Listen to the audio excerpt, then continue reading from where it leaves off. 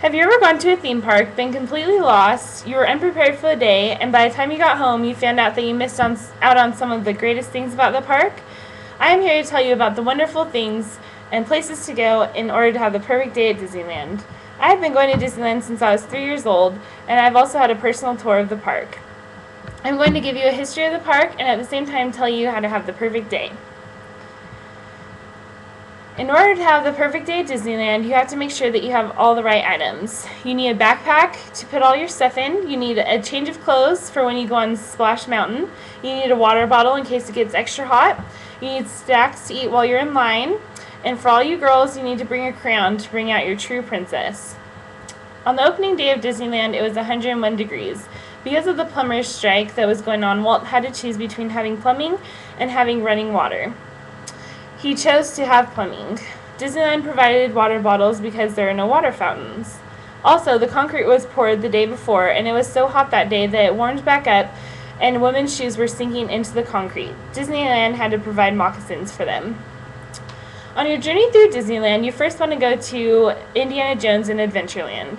Walt Disney created Adventureland to look like a far-off land. Walt Disney once quoted this, "To create a land that would make this dream reality." He did this while describing the purpose of Adventureland.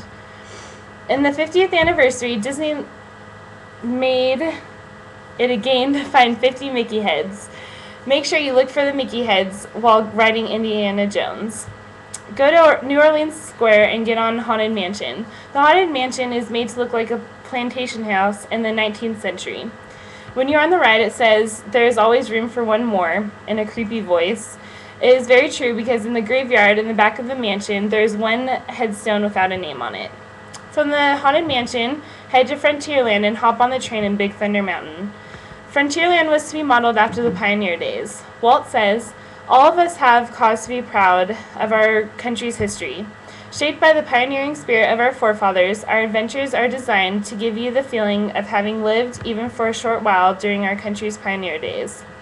From Frontierland, head over to Fantasyland, where you will see all of the princesses. Make sure you take a picture with one of them, and then head over to Peter Pan, where you will fly off into the night with him. Fantasyland was created to look like a medieval European fairground. You will take a tour of the castle, and at night during the fireworks, Tinkerbell comes out. Tinkerbell was created to be the mascot of Disneyland. Mickey Mouse was such a hit in his TV series that if Disneyland bombed, Walt did not want Mickey to go down with it. That is where Tinkerbell came in. After getting off Peter Pan, head over to Toontown and take a look inside Mickey and Minnie's house. Walt said that Toontown is supposed to be from a 1930s cartoon that came to life. Also, while in Mickey and Minnie's house, you have the chance to see Daisy, one of the rarest characters to see in Disneyland. Say goodbye to Mickey and Minnie and head over to Tomorrowland and blast Zorg on Astro Blasters. Then get on Space Mountain and zoom through space on a fast and wild roller coaster. Make sure you don't lift up your hands during the ride because you might just come out without a finger or so. After you get off the roller coaster, go next door to Red Rockets and get some awesome food. Tomorrowland was designed by rocket scientists, and they are able to capture the future of technology.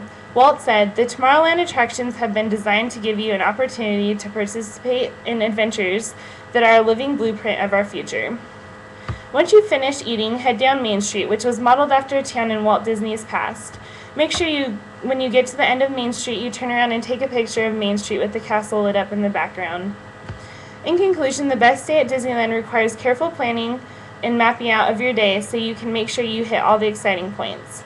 Next time you visit Disneyland, make sure you pay attention to everything that is going on, because little bits of magic can be missed if you're not paying attention. Walt Disney said, "A good ending is vital to a picture, the single most important element, because it is what the audience takes with them out of the theater."